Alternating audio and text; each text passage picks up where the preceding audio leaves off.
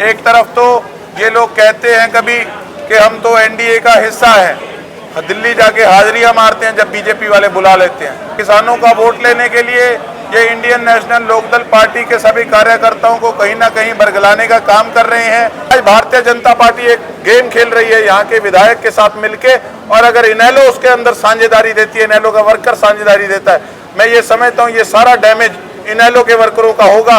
BJP party की मुझे ticket की ऑफर थी बाई इलेक्शन के अंदर, मैंने उसको ठुकराया।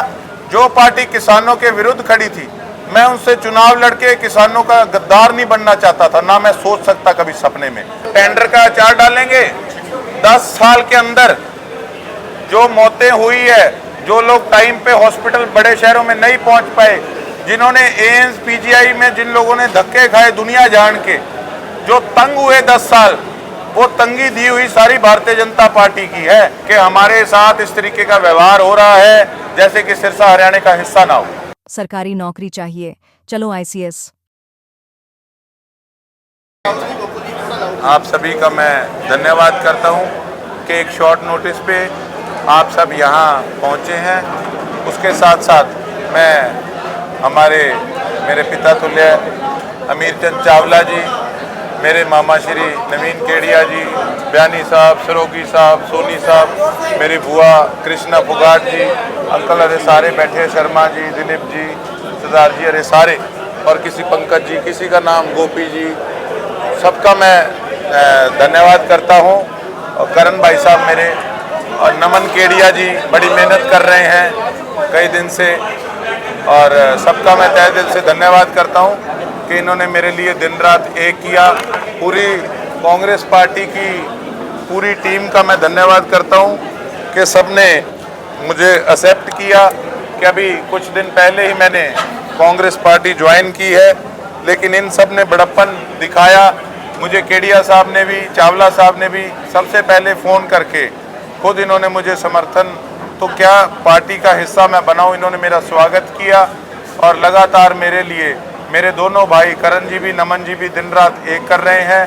पूरी कांग्रेस पार्टी की टीम से मैं यही रिक्वेस्ट करूंगा कि दिन थोड़े हैं, आपके परिवार में मैं शामिल हुआ हूं, और हो सकता है कि किसी को मैं अप्रोच करने से रह भी जाऊं क्योंकि समय का अभाव है, लेकिन मैं इतना विश्वास दिलाता हूं पूरी कांग्रेस पार्टी को, पूरी कांग्रेस पार्टी की लीडरशिप को, कि मेरी तरफ से कभी आपको नीचा नहीं देखना पड़ेगा। आज कई तत्व इस प्रकार के हैं जो अंदर खाते हम लोगों को आपस में लड़ाने का पूरा प्रयास कर रहे हैं। ये जो कोशिशें हैं ये विपक्ष की कोशिशें हैं, लेकिन हमारा कोऑर्डिनेशन, हमारा प्यार जो है वो इतना मजबूत है कि कहीं ना कहीं मैं भी इस प्रकार का आदमी हूँ। मेरे तक अगर कोई इस प्रकार की बात पहुँचती है तो सारा परिवार बैठा है, हम आपस में डिस्कस करके इसको साझा करके, और इन चीज़ों को हम कहीं भी उन लोगों को सेंध नहीं लगाने देंगे। कांग्रेस पार्टी को मजबूत करने का काम करेंगे। और आप देख रहे हैं कि किस प्रकार से विपक्ष सारा इकट्ठा हो चुका है। एक तरफ तो ये लोग कहते हैं कभी कि हम तो एनडीए का हिस्सा हैं, दिल्ली जाके हाजिरियां मारते हैं जब बीजेपी वाले बुला लेते हैं। दूसरी तरफ किसानों का वोट लेने के लिए ये इंडियन नेशनल लोकदल पार्टी के सभी कार्यकर्ताओं को कहीं ना कहीं बरगलाने का काम कर रहे हैं। लेकिन जनता बड़ी समझदार है, जो भी किसान वर्ग है हमारा, किसान वर्ग इस चीज़ को भली भांति जानता है कि ये कई लोग अपनी राजनीति चमकाने के लिए आज किसानों की आंख में धूल झोंकने का काम कर रहे हैं, ये बात कह के कि हम तो भाई बीजेपी के साथ नहीं हैं। लेकिन ये वही लोग हैं, ये वही गद्दार हैं, ये उस किसान कौम के ये लोग गद्दार हैं जो इलाहाबाद जाकर किसानों के सामने जिन्होंने चुनाव लड़ने का काम किया था। और मैं इंडियन नेशनल लोकदल पार्टी के कार्यकर्ताओं को भी यही अपील करूंगा कि भैया गोकुल सेतिया तो फिर भी कहीं ना कहीं आधी रात को काम ही आएगा। 5 साल मैंने इनेलो से वोट लेने के बाद भी कभी भी किसी प्रकार का किसी से फर्क नहीं समझा, हमेशा उनको भी अपना परिवार समझा। तो गोकुल सेतिया तो आपके काम ही आएगा, लेकिन जिन लोगों को आपकी पार्टी समर्थन दे रही है वो लोग आपको पहचानेंगे भी नहीं। इस चीज़ को मैं भली भांति जानता हूँ, वो लोग भी महसूस इस चीज़ को आज कर रहे हैं। मरे मन से उन लोगों को आज वहाँ जाना पड़ रहा है, लेकिन परिवार रहता है। मैंने जिससे ताल्लुकात बनाए हैं, पारिवारिक ताल्लुकात बनाए हैं और हमेशा रहेंगे। जिन कार्यकर्ताओं ने, इनेलो वालों ने भी मेरा साथ दिया था, मैं आज भी कहता हूँ एहसान एहसान होता है, लेकिन एक बात और वो लोग सोचें कि देखिए किस प्रकार से उनको आज इस्तेमाल किया जा रहा है। अगर आज उन लोगों के करके जो आपको बरगलाने का काम कर रहे हैं, अगर उन लोगों के कहने पे आज आपने किसान विरोधी नेताओं को वोट डाल दिया, तो कहीं ना कहीं आपको आने वाली पीढ़ी को आप जवाब देना मुश्किल हो जाएगा कि एक तरफ तो आप इलाहाबाद जाके किसान विरोधियों के सामने झंडा आपने बुलंद किया था और दूसरी तरफ आज उनको आप वोट डाल रहे हो। जब मैंने कांग्रेस पार्टी ज्वाइन करनी थी उससे पहले मैंने मीटिंग रखी, तो मीटिंग के दौरान मुझे सभी कार्यकर्ताओं ने कहा, कई इनेलो वालों ने भी कहा कि भैया कुछ मर्जी कर लेना, लेकिन भारतीय जनता पार्टी को कभी दूर से भी सोचना भी मत, वो किसान विरोधी पार्टी है। उन्हीं की जुबानी जो उन्होंने बात कही उसी को आज दोहराने का काम कर रहा हूं कि मैं तो कांग्रेस पार्टी में शामिल हुआ मेरे इलाके के विकास के लिए, मेरे इलाके की तरक्की के लिए, लेकिन दूसरी तरफ आज कहीं ना कहीं अगर उनकी पार्टी का ही किसान विरोधियों के साथ अगर अलायंस होता है तो मैं समझता हूं इससे बड़ी बात और कोई हो नहीं सकती।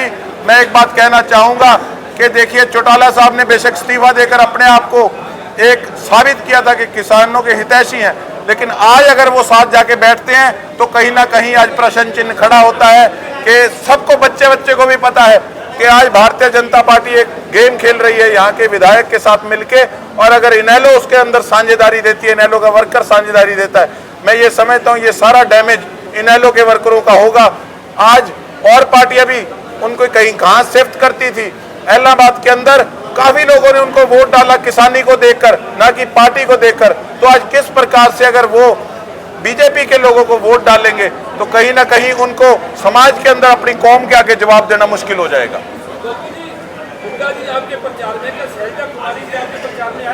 बिल्कुल जी, 27 तारीख का शैलजा जी का प्रोग्राम है, तो आज उनका जन्मदिन भी है, मैं इसके लिए उनको बधाई भी देता हूँ। माहौल बहुत अच्छा है जी, मेरी इज्जत इन लोगों ने बचानी है, ये सारे बैठे हैं। जो लोग कहते हैं कि ठीक है हमारे में कांग्रेस में फूट है, ये है वो है, ये साथ बैठे हैं, मेरे सिर पे हाथ रख दो अगर वाकई आशीर्वाद मेरे साथ है तो सिर पे रखो हाथ।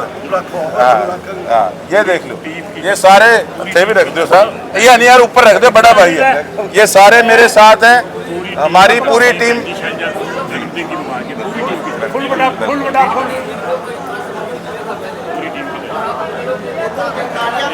जी मैं आवाज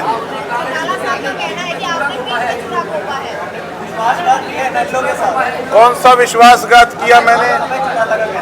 मैं मेरे आदरणीय हैं और मेरे हमेशा आदरणीय रहेंगे। कौन सा पीठ में छुरा गोपा? मैंने 2019 में इनेलो की अमदाद ली, मैंने इलाहाबाद के अंदर एडी चोटी का जोर लगाया। बीजेपी पार्टी की मुझे टिकट की ऑफर थी बाई इलेक्शन के अंदर, मैंने उसको ठुकराया। केवल इनेलो के लिए नहीं, मैंने किसान कौम के लिए उस ऑफर को ठुकराया। जो पार्टी किसानों के विरुद्ध खड़ी थी, मैं उनसे चुनाव लड़के किसानों का गद्दार नहीं बनना चाहता था, ना मैं सोच सकता कभी सपने में। क्या मैंने इनेलो की अमदाद करी, वो मैंने पीठ में छुरा मारा? मैंने लोकसभा चुनाव के अंदर इतनी गर्मी तपती धूप में इन सब ने शैलजा जी को बनाया यहाँ से, मैं तो तब भी इनेलो में था, तो मैंने क्या उनके पीठ में छुरा मारा? अगर मैंने विपरीत स्थितियों के अंदर भी उनके साथ खड़े होने का काम किया, मैं क्या इनेलो का चुनाव चिन्ह मेरा चश्मा था? मैं इंडिपेंडेंट था। मैंने जब तक हुआ मैंने ब्याज समेत आसान लौटाने का काम किया है। अगर उन्होंने इस तरीके की मेरे बारे में बात बोली है, कोई बात नहीं, मेरे बड़े हैं, कुछ भी कह सकते हैं।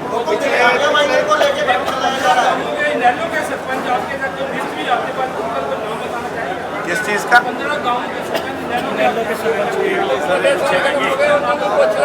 मैंने कभी भी किसी को इस तरीके से, ना तो मेरे पास कोई सरपंचों की उस तरीके की लिस्ट, मेरे पास 15 गांव के किसान साथी सभी मिलके आए थे जो पीड़ित है, जिनकी पैलियों के अंदर पानी नहीं लग रहा, धिंगतानिया माइनर, बम्बूर माइनर, जिनकी पुरानी मांग है। किस प्रकार से उन लोगों को भारतीय जनता पार्टी ने, यहाँ के मौजूदा विधायक ने दिल्ली और चंडीगढ़ के चक्कर कटा कटा के उनको तंग करने का काम किया, तो उन्होंने मेरे में विश्वास जताया, कांग्रेस पार्टी में विश्वास जताया, सारी लीडरशिप में विश्वास जताया कि आप बनोगे, हमें उम्मीद है आप ही हमारे लिए नहर का पानी लेके आओगे। हुड्डा साहब भी उस दिन आए थे, उनके समक्ष भी मैंने ये बात रखी थी। बीजेपी के जो दिनों एक आपका बयान वायरल था विमान मेहता जी को लेकर, बिना नाम लिए आपने उनका निशाना साधा। आपको लगता नहीं कि उनको साथ आना चाहिए, आपको और मजबूती मिलेगी? कोई बात नहीं, सभी कांग्रेस पार्टी का हिस्सा है, बड़ा परिवार है, छोटी मोटी चीज़ें चलती रहती है। ठीक है, उनको मेरे पे कोई गुस्सा होगा किसी प्रकार का, उन्होंने निकाल लिया, कोई बात नहीं, सिर माथे। कब आपके साथ देखने को मिलेंगे? देखिए, देखते हैं क्या होता है। वो कांग्रेस पार्टी का हिस्सा है, सभी कांग्रेस के सपोर्ट में चल रहे हैं। कोई नाराज हैं, देखते हैं कि क्या रुख बनता है। उन्होंने अपना गुस्सा निकाल लिया, ठीक है। गोकुल भैया जो बीजेपी के कैंडिडेट थे उन्होंने अपना नॉमिनेशन वापस लिया। उस दिन कहा कि हमने हनोपा को समर्थन दे दिया है। हनोपा के गोपाल गांडा कह रहे कि हमने समर्थन नहीं दिया, लेकिन कल वो बाजारों में उनके साथ नजर आए। क्या मैं वही इनेलो के कार्यकर्ताओं से पूछना चाहूँगा कि जो सभी कार्यकर्ता मुझे कहते थे कि कांग्रेस में बेशक चले जाना, पर इस किसान विरोधी पार्टी को कभी जिंदगी में सोचना भी मत, तो क्या वो इनकी बातों में आके बीजेपी को वोट देना चाहेंगे? मैंने थोड़े दिन पहले भी क्या नाम था उनका पत्रकार, अंजुम जी, अजीत अंजुम जी आए थे। उन्होंने बकायदा एक फोटो डाली कि इनके रेजिडेंस के ऊपर भारतीय जनता पार्टी का झंडा लगा हुआ था। तो जैसे फोटो डाली अगले दिन झंडा हट गया। कल जिन्होंने विड्रा किया अपना नॉमिनेशन, वो साफ चल रहे थे साथ में। मैंने एक बयान में भी कहा, मैंने एक फोटो भी दिखाई वीडियो में, कि अभी 2 दिन पहले तक इनके ऑफिस के अंदर मनोहर लाल खट्टर जी और नायब सिंह सैनी जी की फोटो लगी हुई थी। तो कुल मिला के शरेआम ये लोग कहीं ना कहीं इनेलो के वर्कर को बरगलाने की कोशिश कर रहे हैं। लेकिन मैंने उनके साथ काम किया है, मैं जानता हूं अच्छे से कि वो शांत जरूर हैं, लेकिन उनका पार्टी से ज़्यादा अपने किसानों के वो हितैषी हैं। और वो आप देखना, नतीजे वाले दिन आपको पता लगेगा कि वो किसको वोट डालते हैं, किसान विरोधियों को वोट डालते हैं या जो किसानों के साथ हमेशा खड़ा हुआ है उसको वोट डालते हैं। आप लगातार बीजेपी को निशाना बनाए हुए कि 10 सालों में सिरसा का विकास होगा। आप एक विजन लोगों को दिखा रहे हैं कि हम सिरसा को ऐसा बनाना चाहते हैं। कितना समय आप, अगर जनता मौका देती है तो कितना समय में सिरसा में बदलाव देखने को मिलेगा? मैंने हाथ जोड़ के कांग्रेस पार्टी की लीडरशिप से यही रिक्वेस्ट की थी कि लोगों की अपेक्षाएं हमसे बहुत ज़्यादा है। जैसे कि मैं 600 वोट से पिछली बार हारा था, मेरे से भी बड़ी एक्सपेक्टेशंस है कि इतना लोगों ने मेरा साथ दिया। कांग्रेस पार्टी की लीडरशिप भी एक नया रास्ता, लोकसभा के अंदर भी इन्होंने मेहनत करके लोगों को साथ जोड़ने का काम किया। सबसे उम्मीदें हैं, तो हमारा यही कांग्रेस पार्टी की बड़ी लीडरशिप से यही रिक्वेस्ट है कि हमें आपसे उम्मीद बहुत है और यही हमें लगता है कि आप उम्मीदों पे खरा पूर्ण रूप से उतरेंगे और मैक्सिमम हमारे सिरसा का विकास कराएंगे।